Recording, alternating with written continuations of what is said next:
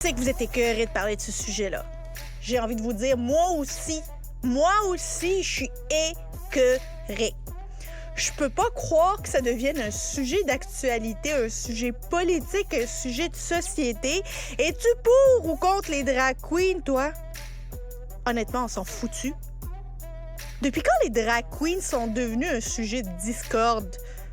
Une autre raison pour se diviser, une autre raison pour se pointer du doigt, une autre raison pour polariser. C'est-tu vraiment là, un débat? Pour vrai, là, c'est-tu vraiment un débat? On est-tu vraiment rendu là?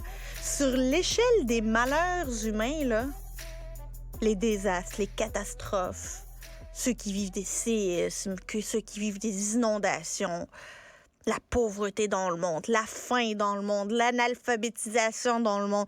Dans l'échelle des malheurs, les drag queens scorent si fort chez nous. Pour vrai? Ça me rappelle genre le gros débat qu'on a eu il y a plusieurs années sur la couleur de la margarine. Tu sais, c'est cave comme débat. Ça change strictement rien.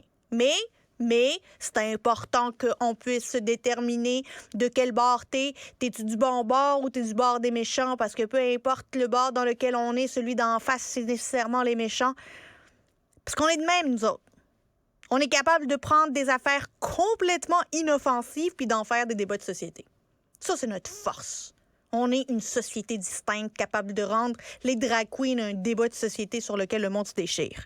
T'es-tu pour ou contre les cheveux roses? T'es-tu pour ou contre les piercings des joues?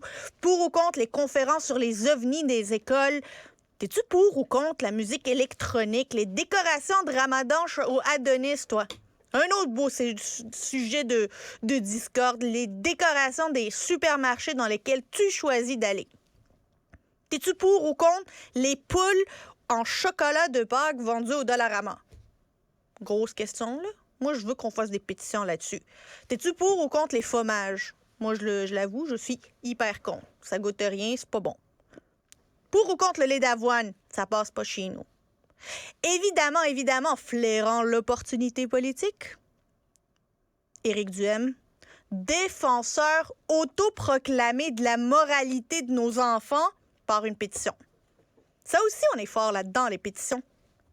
Fait que ce qu'on est en train de me dire, c'est que les drag queens vont corrompre et déstabiliser nos enfants, que ces petits êtres fragiles faits en chocolat fondent à la vue de la moindre paillette d'une Barbada, d'une Mona de Grenoble, d'une Rita Baga, de Jessie Précieuse, de Victoire Rockwell, de Tracy Sorel, de Gisèle Lullaby.